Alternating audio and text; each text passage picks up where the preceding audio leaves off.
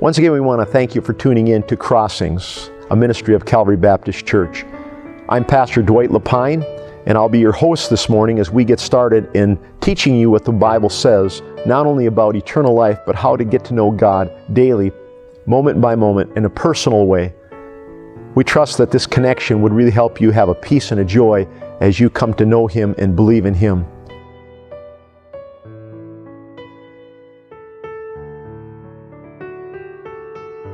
So when Adam ate the fruit from the tree of the knowledge of good and evil, Adam uses his free will there, and he uses his free will to reject God's right to rule over his life. And of course, he's disobedient. He takes of the fruit, eats it, and he did not respect God's authority when he did that. So that brought everything into sin because God had commanded him not to do only one thing that's recorded in the Bible, and that's not to take of this fruit, and he does that. So when he does that, God intervenes supernaturally. Now, and I know a lot of people explain this curse in various different ways, but keep in mind, God uses supernatural change. He does supernatural things here. In other words, he doesn't follow natural law when he curses the universe. And he does this because of man's sin. That's clear in the Bible. We're going to look at some verses that show that directly. The word for curse here is execrate, which really means to put under a curse. I mean, that's what that. If you look it up in the dictionary, it says it's associated with a curse. And the word also means. I've got some of the other words that could be used here. Loathing or detestable is one word that's used quite often. Abominate or condemn. And it's essentially, as I've got it highlighted here, it's the opposite of making something sacred or holy. So the curse is exactly the opposite of what would be something sacred, separated to God or holy. And keep in mind that Adam and Eve's sinless state, the Garden of Eden, when they were created, they were sinless at that particular time. And their sinless state was something separated. It was sacred. It was their relationship with God and with each other was totally holy. Now it isn't. They've fallen into sin, and God curses the entire universe because of that, as we'll see here.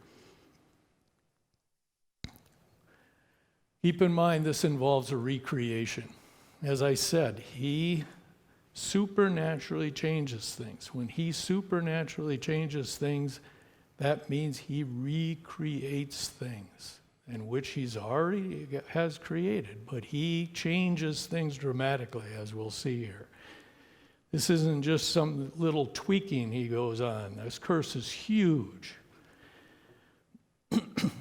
And he uses the same creative powers that he did in the first week of creation. When he created everything from nothing, he uses those same creative powers to curse his perfect creation and changes it dramatically, as we'll see. If we look at some verses here, Genesis 3, 14th verse, it says there that, and the Lord said unto the serpent, and he starts his curse with the animal kingdom. And I'll go through all of the different things he has an effect on while he curses this. And there's not a lot of verses on this, by the way, but there's a lot in these verses. As it says in Genesis 3:14, and the Lord said unto the serpent, remember the serpent is this animal that we don't know what really it looked like prior to the time of the curse. And it says, and the Lord said unto the serpent, because thou hast done this, thou art cursed above all cattle, and above every beast of the field. And then he says, upon thy belly thou shalt go, and dust shalt thou eat all the days of thy life. So God curses the animal kingdom, but notice this. He says, above all cattle, above every beast of the field. God curses the entire animal kingdom, just not this one genus and species of animal here. He curses all of the animals. And it says all animals are included. It said cursed above all cattle. That means everything's involved. Above every beast. That means that everything is in. That's everything. So it's not just the serpent that's cursed. It's all and every. And that means that all animals are changed in some way here. And it depends on the animal how much they're changed, but they're changed, and the changes, and this is what it takes. This is why I say it takes the same powers that he used in creation, is he's going to change anatomy, he's going to change physiology, and he's going to change behavior of those animals. And I'll give you examples of each of those. Animals we know were created originally as vegetarians. I can guarantee you they're not vegetarians now. But they were created as vegetarians, as it says in Genesis 1:30. And if you look at Genesis 1:30, and it says, and to every beast, notice that, every beast of the earth, and to every fowl of the air, every fowl, and to everything that creepeth upon the earth, again, everything, wherein there is life, everything that he created, in other words, on days 5 and 6, which we know have life, he curses. So everything's involved here.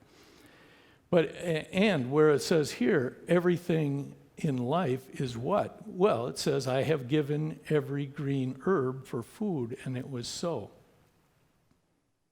So, if you go back and look at this, it means everything wherein there is life, this is what they ate, herb for food. Every green herb for food, and it was so. They're all vegetarians. That means everything. Everything that's created. It's hard to believe today because we know there are many, many animals that aren't. But at that particular time, originally, everything, as we would say, was a herbivore. Ate plants only. So it caused many animals, the curse caused many animals to become other than herbivores. In other words, omnivores, which humans are omnivores, they eat both animals and plants, and carnivores, where their primary diet is meat. So, but animals up to this time were all ate only plants. But because of sin now, they start eating other animals, like this lion here is tearing apart this zebra. So it's because of sin, all of a sudden, if you're in the animal kingdom, you either became a predator or you became a prey. Became an owl or you became a rabbit. In my backyard, we live over by Apache Mall, but we have owls that are in the trees there, and this huge owl came down middle of the night, dropped on top of a rabbit right in my backyard. And of course, if you never heard a rabbit scream, I'll tell you what, it's unbelievable when they scream. And this rabbit was back there screaming and screaming. This was middle of the night in the summertime. So we had some windows open, and oh my goodness, it was unbelievable. So I went to the window and looked out, and I could see this owl. Man, he had a huge wingspan, and he was, standing on top of this rabbit trying to kill it, and ended up flying away into the woods. So it was successful, but and this is the time this occurred. Between when God curses this earth, you're either a predator or you're prey in the animal kingdom. And that's when all of this happened. And when you think about it, death was a result of sin. And that's the whole key here. Genesis 2:17 says, "But of the tree of the knowledge of good and evil, thou shalt not eat of it." And of course, this is God's command to Adam. "Thou shalt not eat of it, for in the day that thou eatest thereof, thou shalt surely die." Well, it wasn't only Adam that died, but everything starts dying because of that. And we're going to look at that here in the next slides. So, as I said, animals are supernaturally changed due to the curse. And I've got some examples here of things that just don't make sense if everything is eating, if everything is eating, plants. As it says in the Bible clearly, everything was for food. Plants were for food for all animals, everything that had life. These things don't make sense. If you look at a cat, here we've got a tiger. We just looked at a lion tearing apart a zebra. Here's a tiger, and this is currently how a tiger operates. It has the anatomy. If you've ever looked in the mouth of a tiger, and you can get some idea here, look at the canine teeth of this tiger. I can tell you, I've actually, believe it or not, there was a person here in Olmsted County that had a pet tiger that weighed probably about 650. It was a male Siberian tiger. It was gigantic. Well, no veterinarian would take care of this tiger, so Zolman and I were the two guys that this tiger would come in out at the Institute, and we would vaccinate the tiger, and we were kind of their veterinarians. We did very little with the tiger, I'll guarantee you, but we did vaccinate it. And I can tell you, it's amazing. I mean, an animal that big and that fast, I was going to give it a vaccine one day out there. And of course, how are you going to be able to do that? Well, the tiger was trained to some degree where if the owner went up there, the tiger would come along the side of the cage and rub up against it, and then, you could get access to the tiger that way, but he was loose in this cage. So here I'm standing there with a syringe, and Zolman gives me a syringe with a small needle on it first as a joke. And I told him, I said, yeah, really? Because you're going to have to get the entire thing in this tiger like fast, because these things are unbelievably fast. So I changed the needle out, and all I had to do was get like a milliliter in them, which isn't very much. It's a very, very small amount. The tiger comes up, pushes against the cage. Just as he's pushing up, Zolman was quite a character. He's passed on, but he was quite a character. Just when I'm ready to do it, he says, "He who hesitates is lost." He makes some joke. And then, of course, that throws the whole thing off, so we have to do the whole thing again and get the tiger to circle around. And when it comes back. But the interesting thing is, an animal like that, I gave it as fast as I could. I just pushed it in and pushed the plunger at the same time. And that animal came around with its paw, which is, I'm talking the size of a pie plate here, came around there, hit that syringe so fast, and because it's just the reaction of it, I dropped back, and he was on the other side of the cage looking at me. And it was so fast, you couldn't believe it. And that was a 650-pound animal that moves so fast, you just could not imagine.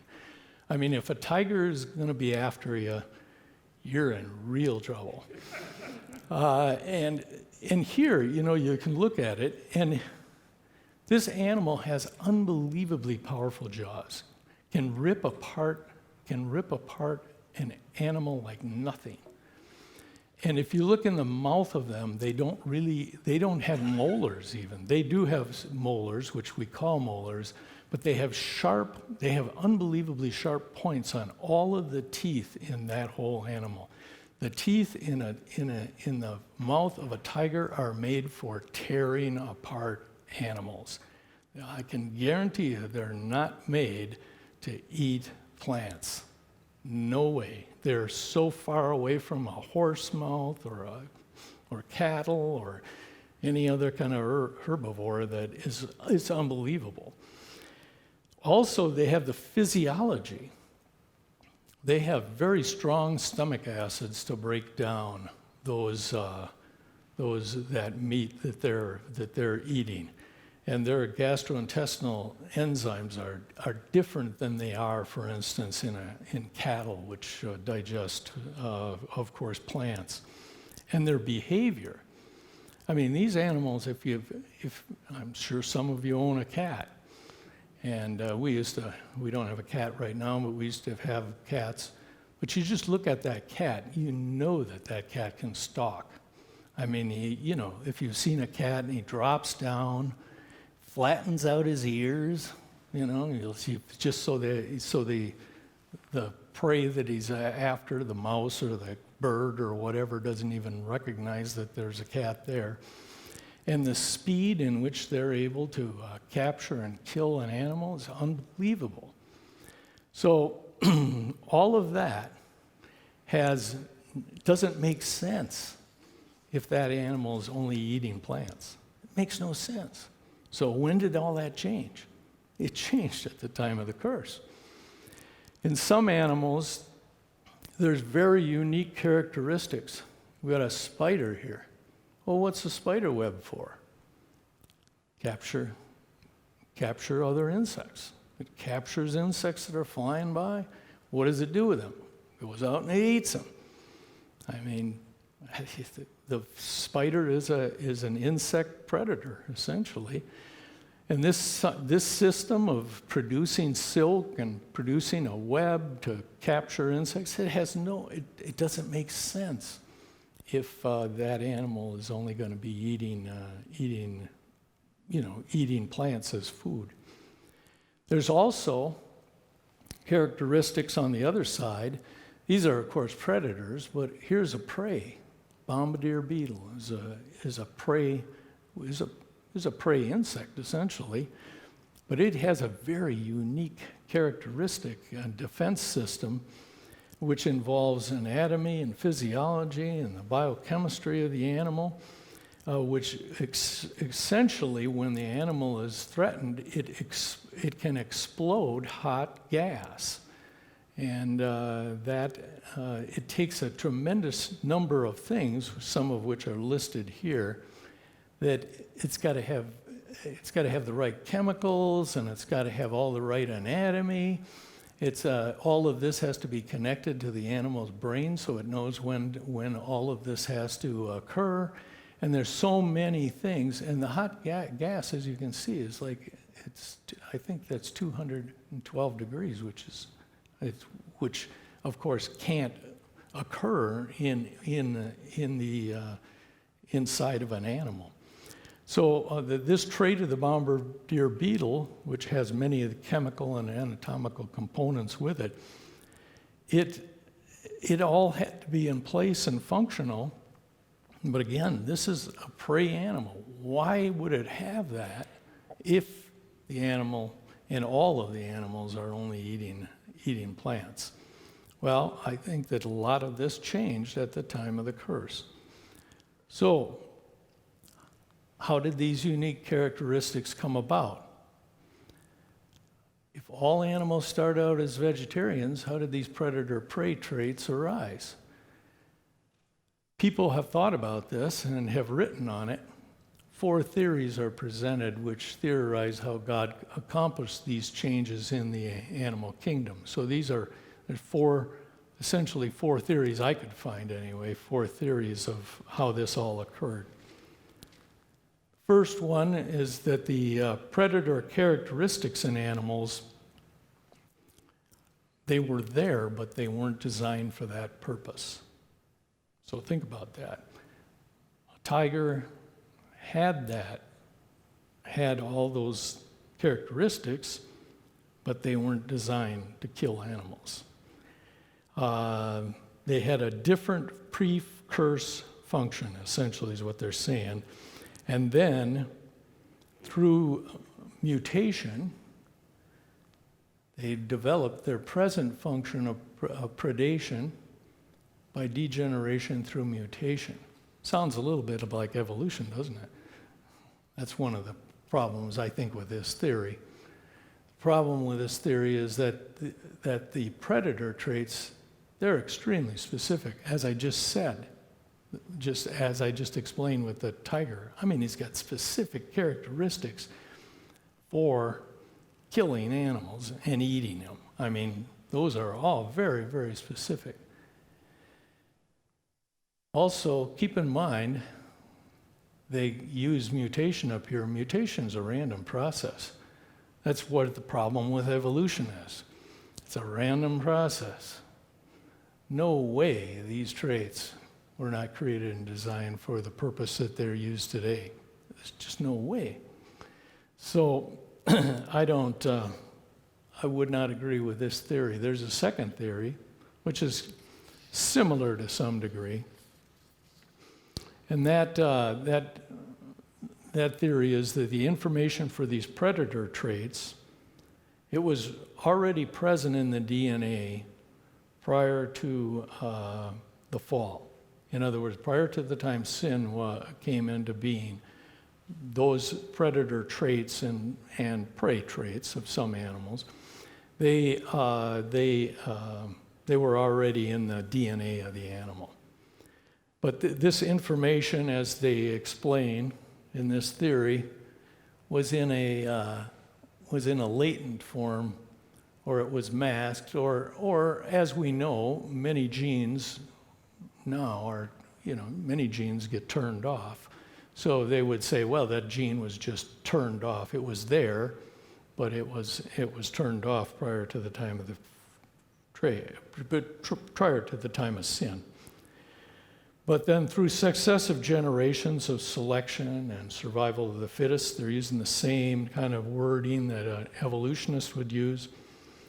The animals with the most favored traits would, of course, survive to breed, and then therefore now we have a tiger. The problem with this theory is this process would occur naturally by natural selection.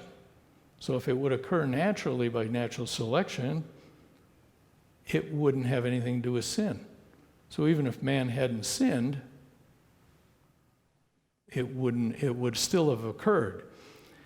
And that's a huge problem. Death and predation would have occurred irrespective of sin. In other words, if you go by this theory, and that's not what the Bible says. The Bible clearly says that death occurred because of sin, not that it was already going to be there. And God, it's the same kind of idea that people would claim that God just created evolution as the system for creation. In other words, evolution is true, but it's just that God set it all up so it would be, it would occur. And that's theistic evolution, of course, which you just would have to can totally the first 10 chapters of Genesis if you did that, if you believe that, including the universal flood. So this theory has the same thing, same problems, that they're very close to evolutionary methods of change, and both of them rely on mutation and natural selection. I don't think either of these theories are true, and most creationists do not accept them. Third theory, which is interesting, is God created predator animals at the time of the curse. In other words, the carnivorous animals, they didn't exist, not at creation. So day 6, when God created all the beasts of the earth and the lithosphere, there weren't any lions, there were no tigers, there were no spiders, there were no owls. There were, all of these predator animals that we have today that are carnivorous, eagles, crocodiles. I mean, the list goes on and on and on. But none of those animals existed until the curse, and then God created them at the time of the curse. So at least in this time, they're saying that there was a recreation anyway. But this is not a well-accepted explanation, but it's out there. Now, the theory that I think is right is that God uses his creative powers at the time of the curse, the same powers that he used in the first 6 days of creation, to markedly change, essentially recreate many of the animals that were already there that he had already created during the first creation week. In other words, there were lions, there were tigers, but they were different prior to that. How were they different? I have no idea. No one knows. Those animals are gone. But they, because they were recreated at the time of the curse.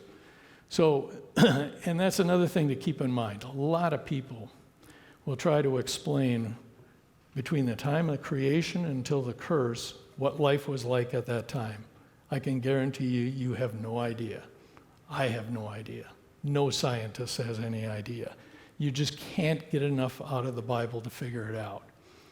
But things were hugely different at that time than they are now, and prior to the time from the curse up to the time of the flood. I think there's a lot of evidence that you can kind of figure out what was going on at that particular time, but prior to the time of the curse, I don't think we have a clue what things were like, because of all the differences that occur because of the curse. So I think this is probably the correct theory, and the reason it's a correct theory is based on the specific changes that are described in the Bible, especially for the serpent, but for a lot of things which I'm going to go through here. There were drastic anatomical changes that were made to the serpent. Its method of locomotion is changed totally. It is changed to slithering on its belly.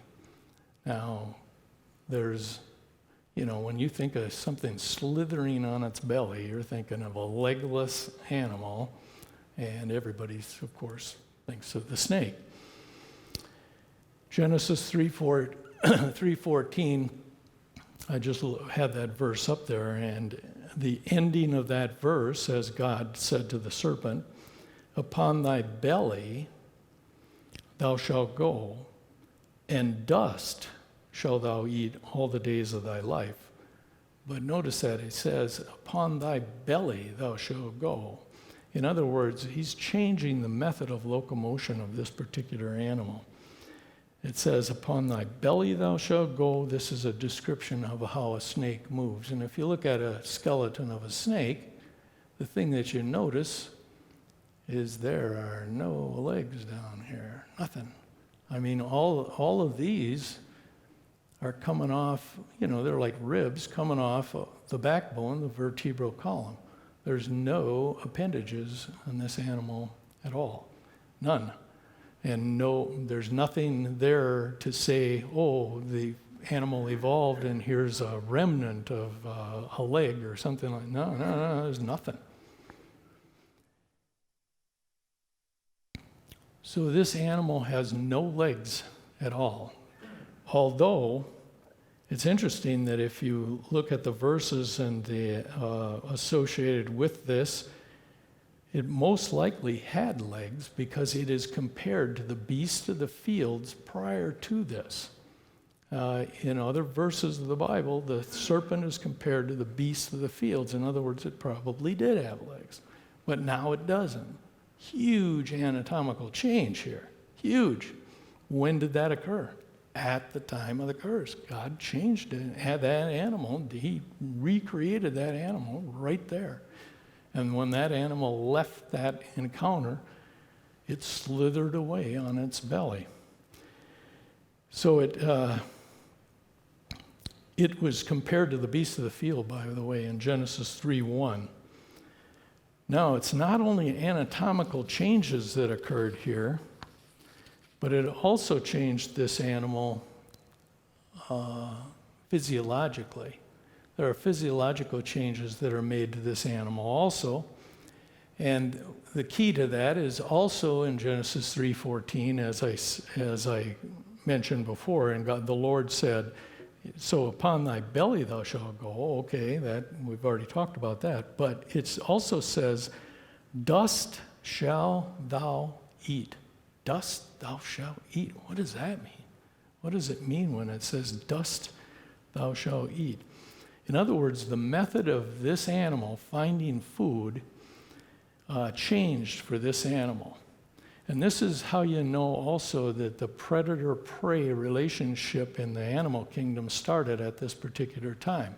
Because snakes do not, they're not looking, when they're moving around, they're not looking for plants. They're looking for animals to eat. And they're carnivorous. They, when they're doing that. Well, how do they do that?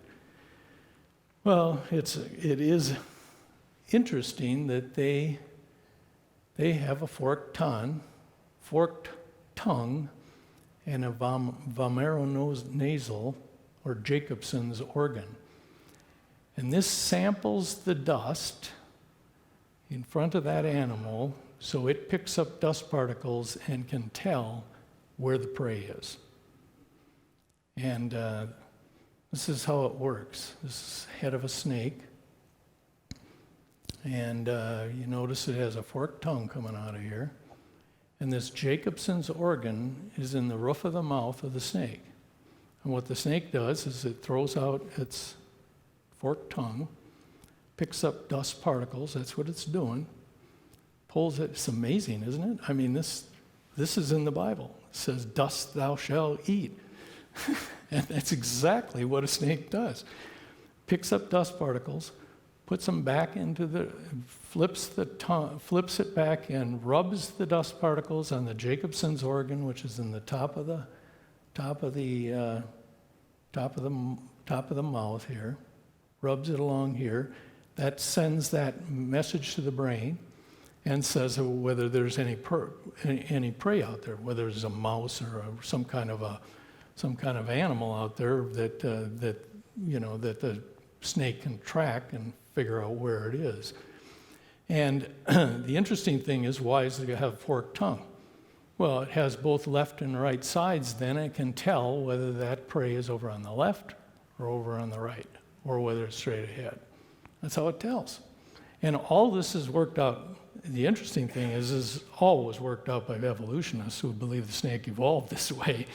But it's right here in the Bible.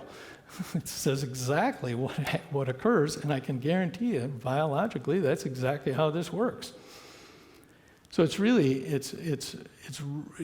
really interesting that just this phrase in the Bible is exactly what's happening, and science, of course, has figured this out since that time. So the snake obtains this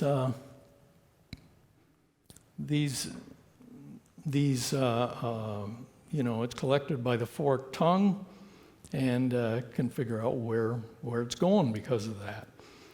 Keep in mind that when the serpent crawled away from God and was cursed, the anatomy changed, but the biochemistry changed too, because DNA changed. So the generations with sequences of sin, all those animals had on top changed. The DNA had to be changed. Was the DNA all there and was it turned? I don't know.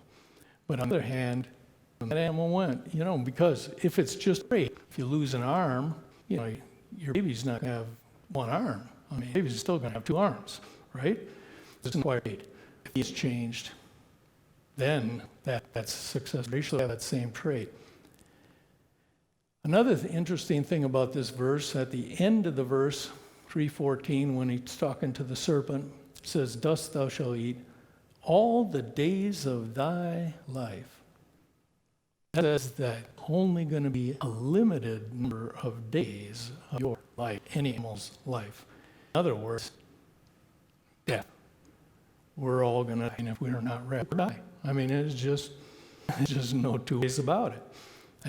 That's just part of how it is. Your days of life are limited. And the days of life here for the animals are limited as well, and we know that, forever. But apparently they did prior to the time of life. It's impossible to figure out what life was like prior to the time of this verse, because it changed so many things. But the key to the whole thing is animals would now experience death. So, animal kingdom is truly here. But God has to deal with, he has to deal with Satan, he has to deal with Eve, he has to deal with it. And he's extending this crown. So he deals with Satan, and there's a huge amount in this particular verse, which is 15th verse of chapter 3, Genesis. I'm not going to spend time talking about the theological change, but I can just skip this verse because it's the verse that promises. It says in verse 15, "I will put enmity between thee and the woman, and between thy seed and her seed. He shall bruise thy head, and thou shalt bruise his heel." Well, this is the promise of the Savior, the Messiah. And it says in verse Messiah will carry out the final defeat of Satan. It says there that her seed, of course, we know her is Mary, which is not another many, many years, thousands of years actually, from the time of the curse until the time is got to be at least 4,000 years. But it's more than that. But her seed, Mary, and interesting enough, it says her seed, which is seed is also with the male. So Jesus Christ, it even indicates here that he's virgin. It's a virgin birth. He will bruise thy head. Well, he would bruise thy head. It could be, and it is fatal for Satan, fatal. But thy seed, he's talking about Satan here, thy seed, was his, and Jesus Christ, of course, heal, and that is not fatal, and it was not fatal, as we know, he paid for sin on the cross. So that's what this verse is. I know the pastors have covered this verse in detail. I'm not going to spend any more time on it. But God deals with Eve here also. Dealt with the animal. He's dealt with Satan. Now he deals with Eve. And verse 6 says, "Unto the woman I will greatly multiply sorrow and affliction. In sorrow thou shalt bring forth children. In sorrow thou shalt bring forth children. And thy desire shall be to thy husband, he will rule over thee." So the first thing that it said about the woman, it says, again, there's anatomical, physiological changes that are going to occur. Because I can tell you that when he says, "In sorrow thou shalt bring children," if sorrow, it means that it's a tremendous amount of work. And I don't know this, but I certainly does. And a lot of you women also know about this. I mean, it is a painful process. And this change takes place at the time of the curse. Well, if you change from a pain at birth, in a perfect condition prior to this apparently was the case, now you're changing to have pain during birth, I can guarantee you anatomically you have to change it. I mean, the peripheral nervous system has to change. It has to change anatomically, it's pain. Has to change. I mean, those connections to the uterus were to the time of the curse. So this sequence, and Keep in mind also, just like the snake that slithers away, it would also require changes to the DNA. The change would have to require change to her DNA, so that successive generations would also experience pain with the childbirth. Have to. It had to change. And otherwise, people wouldn't have pain in childbirth, and that's certainly not the case today.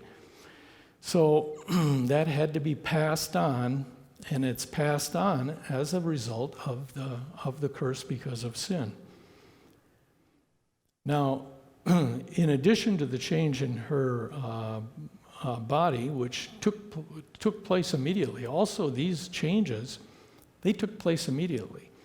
In other words, when God cursed the serpent, I mean, that serpent all of a sudden had no legs. It was slithering around on the ground. It was what we would term as a snake today. It was changed. And I think that also the same thing was happening with Eve. So when that changed immediately, Eve no doubt had labor pains, which reminded her and Adam of the sin when Cain was born. Just virtually everyone believes that original sin occurred prior to the time of Cain being born. And but when Cain was born, in other words, there was childbirth pain. Also,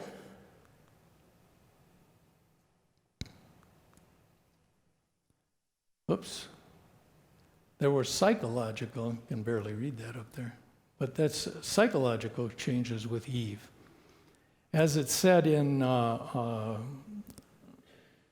Genesis 3:15, when God was speaking with Satan, he says there, I will put enmity between thee and the woman.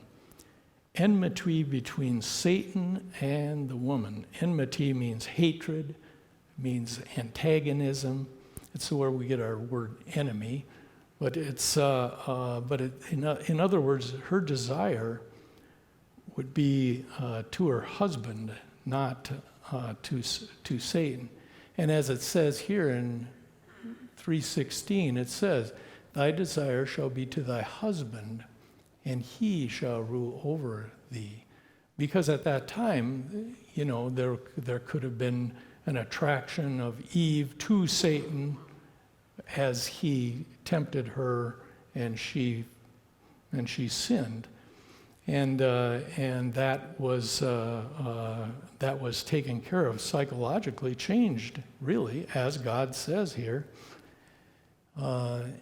Thy desire shall be to thy husband, back to Adam, in other words, and he shall rule over thee. So there's a change psychologically there, and God makes certain that occurs. So there are changes to Eve. Now he deals with Adam. Notice too that the changes with Adam and Eve, there aren't really many changes. The animals are changed huge. The serpent has changed huge, and I think other animals are changed at that time there's a recreation. But if you look at Adam and Eve, there aren't that many changes. Anatomically. Why? Well, Adam and Eve were made in the image of God. They were absolutely perfect. So, and we still are made in the image of God. So, I think that's why there's very few anatomical or physiological changes that occur here, but still, childbirth is a very good example. But when you look at Adam, you'll see that the changes are to other things because of his sin. So in verse 17 it says, and unto Adam he said, because thou hast hearkened unto the voice of thy wife, and hast eaten of the tree of which I commanded thee, saying, thou shalt not eat of it, cursed is the ground for thy sake. In sorrow shalt thou eat of it all the days of thy life. So it says, cursed is the ground for thy sake. What in the world does that mean? Well, because of Adam's sin, God curses the ground. Some people say that's the earth. Other people, and I'm wondering if this isn't more true, that actually is a reference to matter itself.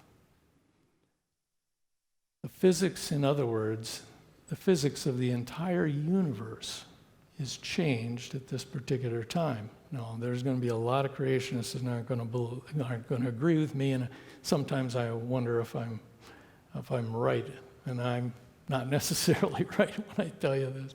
But I can tell you there's a lot of creationists that do believe the entire universe has changed at this particular time. Because of Adam's sin, the matter itself is cursed. And that means matter in the entire universe. How do you know that? Romans 8:22 is huge.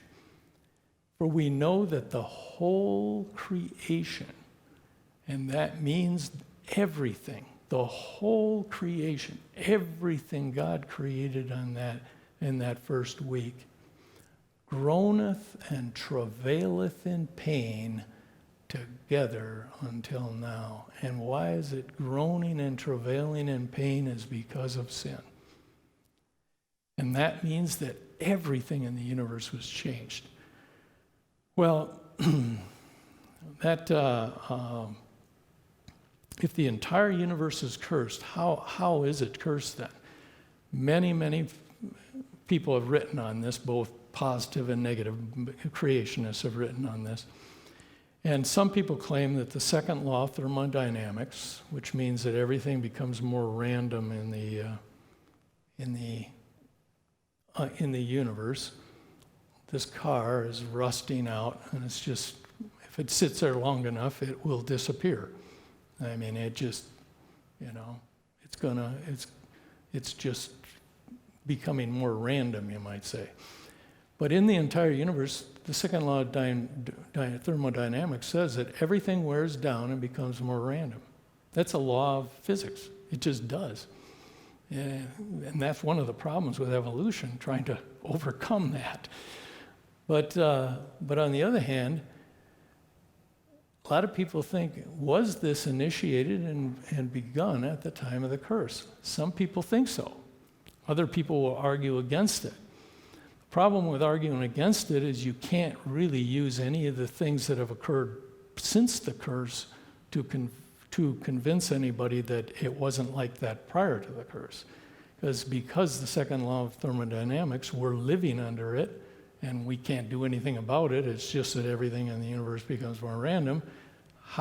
If that law didn't exist, how would things be? We have no idea, because it's a law. So it's very, very difficult. You're kind of in a catch-22 trying to explain this.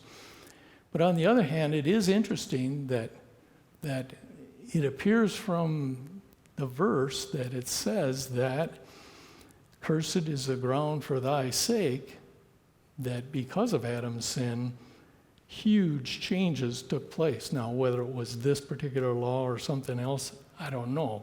But I can tell you that huge changes in the entire universe occurred. So it's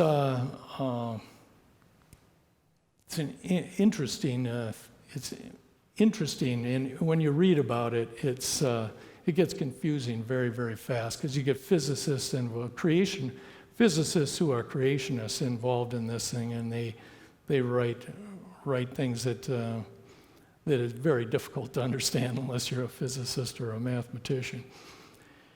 So, Genesis 3:17 also deals with Adam. And unto Adam he said, because thou hast hearkened unto the voice of thy wife, and this is the same verse, of course, but focusing on a different part of it, thou shalt not eat of it, cursed is the ground for thy sake. In sorrow shalt thou eat of it again all the days of thy life. All the days. That's the same wording, exact same wording that was said to the serpent.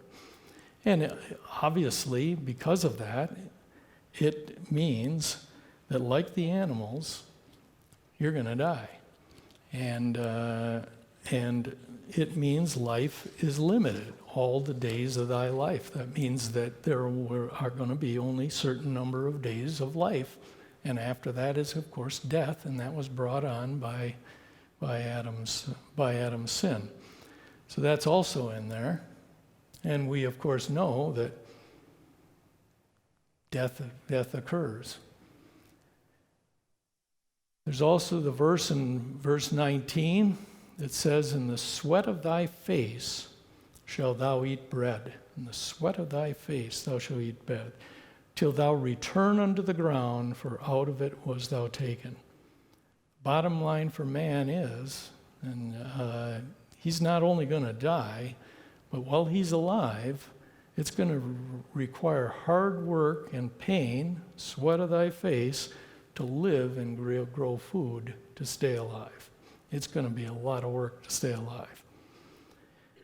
And I think we all agree that that is true. Anyone who's planted a garden or anything else knows that that is true. And that brings us to the next. God curses the plant kingdom. It's in there also. Look at Genesis 3:18 verse. It deals with the plant kingdom. "Thorns and thistles shall it bring forth to thee." Thorns and thistles shall it bring forth to thee. The curse, God changed the structure of some plants. In other words, he made anatomical changes to the plants and brought forth thorns on many plants. And of course, we know that thorns exist in the plant kingdom, but again, they were created at this time of the curse. Apparently, they weren't there prior to this time. Also, keep in mind, again, DNA had to be altered in those plants so those thorns would grow in the next generations of that particular plant. Also, in this verse, it talks about thistles. Shall it bring forth to thee? Thistles. Thistles are weeds, essentially. I mean, the word in the King James Version comes out thistles, but what it is a reference to is weeds.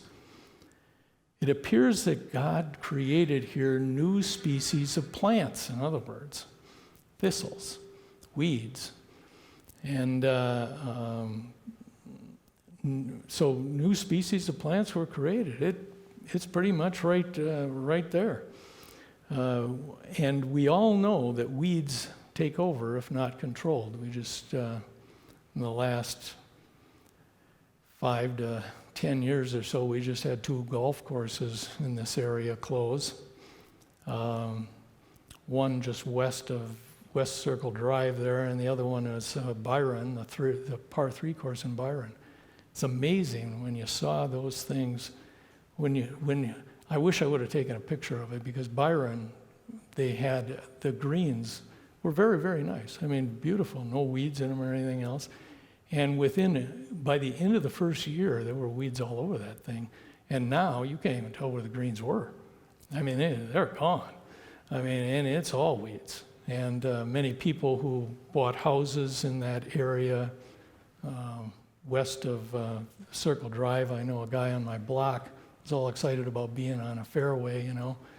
Now he's on a swamp. I mean, and it just turned to weeds. And any farmer knows that, man, if you don't have some kind of weed control, you're not going to have much of a crop. So and when did all that change? At the time of the curse. And weeds make farming much, much more difficult. I think I might have taken this picture of myself out on the side of my house. These things are almost impossible to kill because they have a waxy surface on them that protects them from everything. So also keep in mind that the plants were made for food for the animals. That's what it says. We just saw that in the Bible. But now we have many poisonous plants. I mean, veterinarians know this very, very well, that there are poisonous plant toxicities occur in animals all over the whole world. If an animal goes out and eats the wrong kind of plant, I'll tell you what, it could die. I've necropsied animals that have died from bracken fern poisoning, which causes bleeding all over the place. So, I mean, so those things occur. That had to have changed at the time of the curse, because before that, plants were made for food for the animals. Now, if you look at,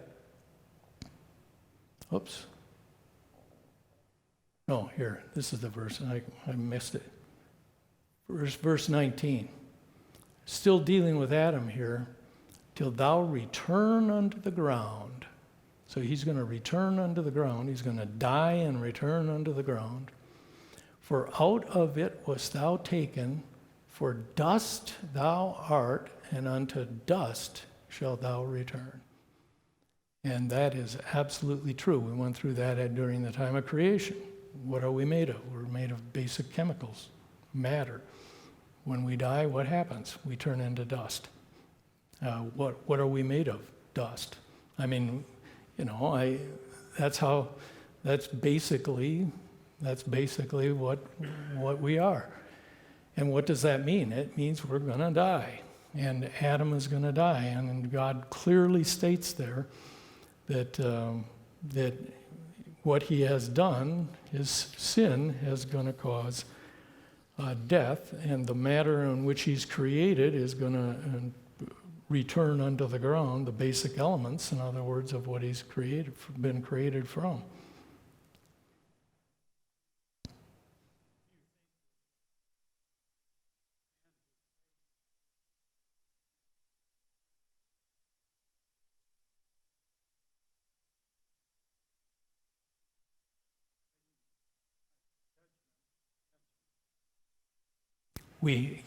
To live, we're going to have to fight God's.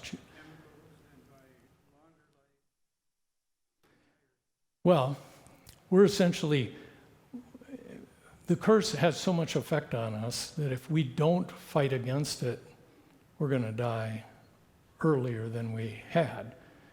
Should we be able to fight against it? I think so. I think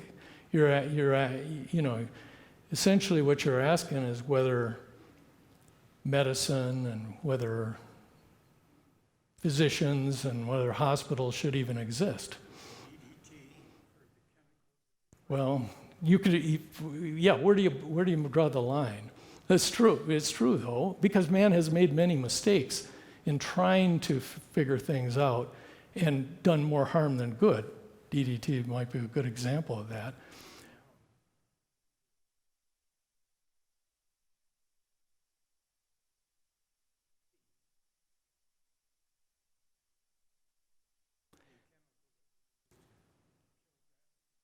Some cases that's true. Although I can tell you, if you get into cancer, it gets so complicated so fast because there's so many things that are associated with it, because there's so many different types of cancers. And all of them probably, many of them, a lot of it is tied up in the DNA. I think that that has been shown. And so there's many, many things, but there's carcinogens, certainly. Many carcinogens that can cause cancer. There's no doubt about that. So so we, in a way, man has attempted to figure things out, but I agree that in some cases, man has made matters worse in some particular instances. The interesting thing, too, is that God says, what's the lifespan of man? Well, it's 70. So, many of us are over that already. But we get 10 more. In some cases, many of us are even over that. But anyway, But with all of the, back in the for instance, when I was growing up in the 1950s, I know there was predictions back at that time that medicine would advance, so people would be living over 100 years and all this kind of stuff. That's never occurred. I mean, man's lifespan is pretty much the same as what it's been for a long time. So it's interesting that God has placed in us things that we just can't. And I'll guarantee you, people are trying to figure this out. Aging is one thing that's getting huge attention in the research at Mayo Clinic going on right now, trying to figure out why, how to combat aging in general. But okay, I've got a few more things here. What occurs right after the curse? These are kind of interesting things. Man's driven out of the Garden of Eden. I mean, he's driven out by God. In the 22nd verse of chapter 3, it says, "And now lest he," of course, he is man there, "put forth his hand, take also of the tree of life, and eat, and live forever." What did the tree of life have in it? I have no idea. But it could even cause man to live forever, even after he had sinned. God couldn't have that. God couldn't have man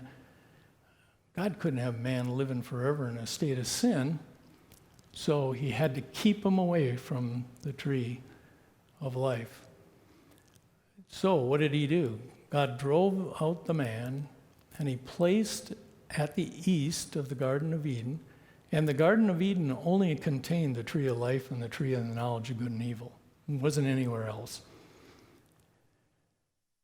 What did he do? He placed in the Garden of Eden cherubim and a flaming sword which turned every way. Where am I going here? And a flaming sword which turned every way to guard the way of the tree of life. So he had to guard it. He had to guard it and keep man away from it, drove man out of the garden. And the reason is he couldn't have him living forever in that state of sin, so he put angelic guards were put in place. Now it's interesting if you think about this. Cherubim statues were placed on the top of the Ark of the Covenant. As you can see here, how'd they know what they looked like? Well, what cherubim looked like was carried over by the 8 people on the ark. The 8 people that were on the ark carried over. They knew what cherubim looked like. How? Well, think about it. Cherubim were there for 1,656 years. They were there for over 16 centuries. What were they doing? The Garden of Eden. Garden of Eden didn't disappear. Garden of Eden stayed there for thousands of years, almost 2,000 years. And those cherubim had to guard it the entire time so man didn't have access to the Garden of Eden and the tree of life. It didn't just disappear. It was there the whole time. So where is it? Well, it was destroyed. The flood totally destroyed everything. And with that, the entire Garden of Eden was destroyed and everything in it. And the tree of the knowledge of good and evil and the tree of life became extinct at that particular time. So it had to be guarded continuously so man and all of the generations of man that followed that could not access it. And and as I said there, it did not cease to exist until Noah's day when the flood destroyed everything. So it's kind of something, a lot of people don't think about that. A lot of people just, they get to the point of when man's driven out of the Garden of Eden and they just think, oh, I guess it must have, what happened to it? Well, there's no indication that anything happened to it, and the angels had to guard it continuously. So it's kind of interesting. What else did God do? drove man out. But in verse 21 it says, "For Adam also and for his wife did the Lord God make coats of skin, and clothed them." So what did God do here? Well, instead of immediate death, Adam and Eve didn't die immediately. They lived, which we know, Adam lived until he was 900 and some years old. But instead of immediate death, an animal, which just virtually everyone who writes on this feel that the animal that was taken was a lamb, which would be no surprise if you know the Lamb of God. A lamb was killed by God as a substitute for man. And this is really the start of what Adam looked forward to as Christ died on the cross. As a substitute, we look back upon that time as Christ died on the cross. It's a substitute. And what did God do? Well, he shed this innocent animal's blood to obtain animal skin for clothing to cover man's shame because of his sin. And that's what occurred here. Obviously, this is a picture of the cross. Obviously, this foreshadows Christ's innocent blood. He is sinless. He's innocent. But his blood was shed on the cross as a substitute, just like the lamb here is a substitute. Christ is the substitute for us and for our sin. And his substitutionary death, he was a perfect sinless sacrifice, and that the shedding of his blood was full and sufficient payment for sin on the cross. So, as a summary of all this, God's creation was totally perfect. Perfect. Man had a perfect relationship and fellowship with God. He walked with God in the Garden of Eden. We know that. He had a perfect relationship. But that perfection was changed because of man's disobedience to God. He was unwilling to be governed by God, although God just told him, "Don't eat of this one tree." And of course, I covered all this last week. So God cursed what he had created, and there were huge consequences because of this. Once again, we want to thank you for tuning into our program. It's been a delight to have you. I trust that you understand a little bit more about what Jesus Christ did for you when he died on the cross. Salvation is not something that you receive because you're born into a family or because you go to church or because you're good. Salvation is a free gift, but that gift has to be received. If you have not received it, we'd like to have you take some time to talk to God and ask him that he might be your Savior. You understand that you are a sinner, that Jesus Christ died for you, and that you can know that you have eternal life by putting your trust in Christ today.